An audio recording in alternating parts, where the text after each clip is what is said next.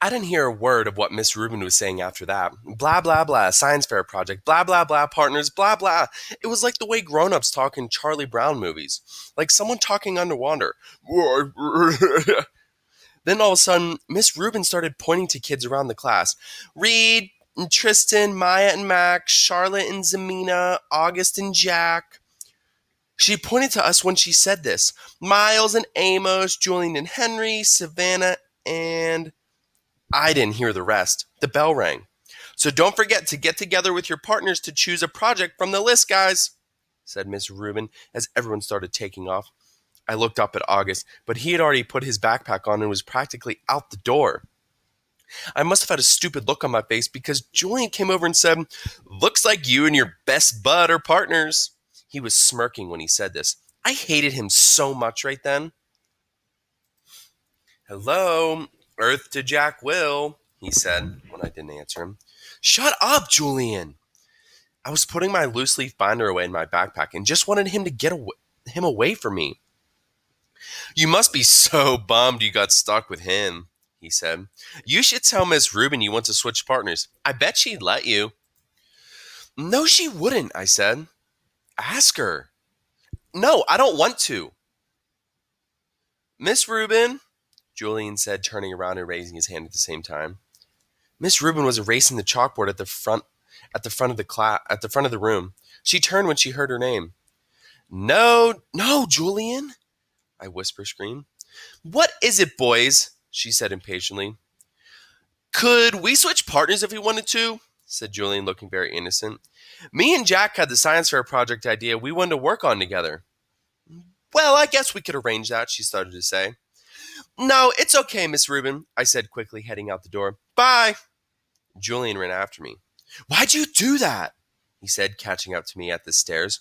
"We could have been partners. You don't have to be friends with the freak if you don't want to be, you know?" And that's when I punched him right in the mouth. Some things you just can't explain. You don't even try. You don't know where to start. All your sentences would jumble up like a giant knot if you opened your mouth. Any words you used would come out wrong. "Jack, this is very, very serious," Mr. Tushman was saying.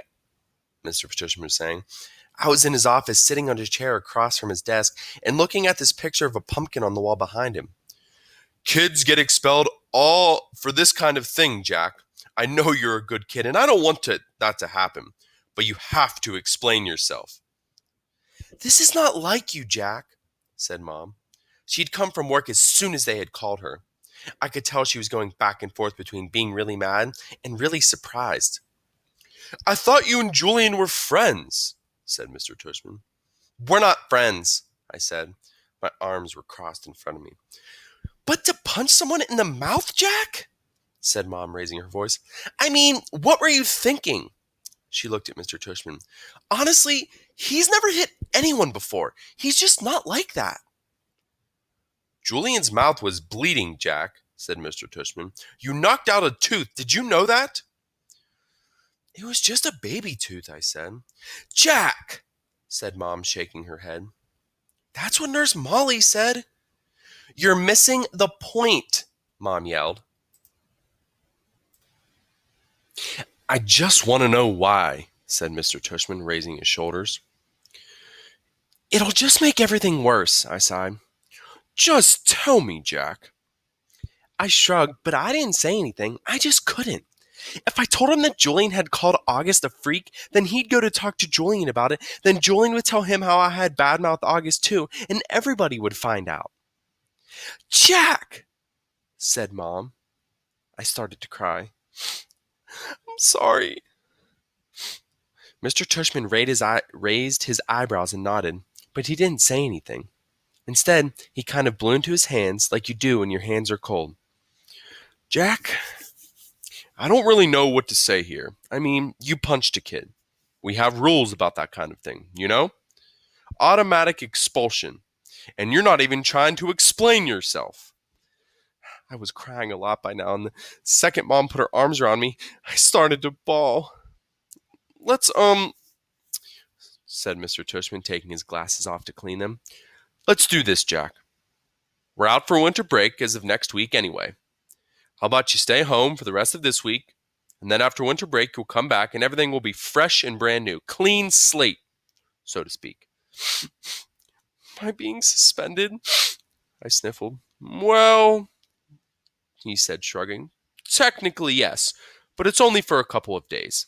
And I'll tell you what, while you're at home, you take the time to think about what's happened. And if you want to write me a letter explaining what happened, and a letter to Julian apologizing, then we won't even put any of this in your permanent record, okay? You go home and talk about it with your mom and dad, and maybe in the morning you'll figure it all out a bit more. That sounds like a great plan, Mr. Tushman, said Mom, nodding. Thank you. Everything is going to be okay, said Mr. Tushman, walking over to the door, which was closed. I know you're a nice kid, Jack. And I know that sometimes even nice kids do dumb things, right? He opened the door. Thank you for being so understanding, said Mom, shaking his hand at the door. No problem. He leaned over and told her something quietly that I couldn't hear. I know. Thank you, said Mom, nodding. So, kiddo, he said to me, putting his hands on my shoulders. Think about what you've done, okay? And have a great holiday. Happy Hanukkah, Merry Christmas, Happy Kwanzaa. I wiped my nose with my sleeve and started walking out the door. Say thank you to Mr. Tushman, said Mom, tapping my shoulder. I stopped and turned around, but I couldn't look at him. Thank you, Mr. Tushman, I said. Bye, Jack, he answered. Then I walked out the door. Weirdly enough, when we got back home and Mom brought in the mail, there were holiday cards from both Julian's family and August's family. Julian's holiday card was a picture of Julian wearing a tie, looking like he was about to go to the opera or something. August's holiday card was a cute old dog wearing reindeer antlers, a red nose, and red booties.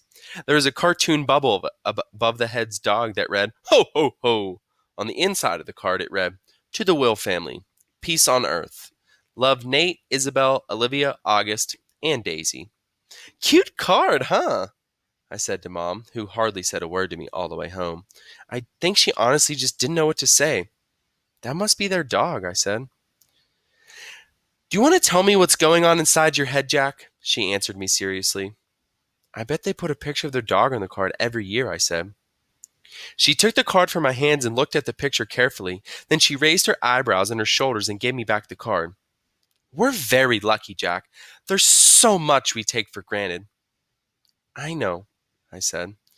I know what she was talking about without her having to say it. I heard that Julian's mom actually photoshopped August's face out of the class picture when she got it. She gave a copy to a couple of the other moms. That's just awful, said Mom. People are they're not always great. I know. Is that why you hit Julian? No. And then I told her why I punched Julian. And I told her that August was my ex-friend now. And I told her about Halloween. An email written from Julian's mom to Mr. Tushman. Dear Mr. Tushman, I spoke with Amanda and John Will yesterday, and they expressed their regret at Jack's having punched our son, Julian, in the mouth. I'm writing to let you know that my husband and I support your decision to allow Jack to return to Beecher Prep after a 2-day suspension. Although I think hitting a child would be valid grounds for expulsion in other schools, I agree such extreme measures aren't warranted here. We have known the Will family since our boys were in kindergarten and are confident that every measure will be taken to ensure this doesn't happen again. To that end, I wonder if Jack's unexpectedly violent behavior might have been a result of too much pressure being placed on his young shoulders. I'm speaking specifically of the new child with his special needs who both Jack and Julian were asked to befriend. In retrospect, and having now seen the child in question at various school functions and in the class pictures, I think it may have been too much to ask of our children to be able to process all that. Certainly, when Julian mentioned he was having a hard time befriending the boy, we told him he was off the hook in that regard. We think the transition to middle school is hard enough without having to place a greater burdens or hardships on these young men, impressionable minds. I should also mention that, as a member of the school board, I was a little disturbed that more consideration was not given during this child's application process to the fact that Beecher Prep is not an inclusion school. There are many parents, myself included, who question the decision to let this child into our school at all. At the very least, I'm somewhat troubled that this child was not held to the same stringent application standard, i.e., an interview, that the rest of the incoming middle school students were. Best, Melissa Perper Albans. This is an email from Mr. Tushman back to Julian's mom. Dear Mrs. Albans, thank you for your email outlining your concerns. Were I not convinced that Jack Will is extremely sorry for his actions, and were I not confident that he would not repeat these actions, rest assured that I would not be allowing him back to Beecher Prep. As for your other concerns regarding our new student August, please note that he does not have special needs. He is neither disabled, handicapped, nor developmentally delayed in any way, so there is no reason to assume anyone would take issue with his admittance to Beecher Prep, whether it is an inclusion school or not. In terms of the application process, the admissions director and I both felt it within our right to hold the interview off-site at August's home for reasons that are obvious. We felt that this slight break in protocol was warranted, but in no way prejudicial, in one way or another, to the application review.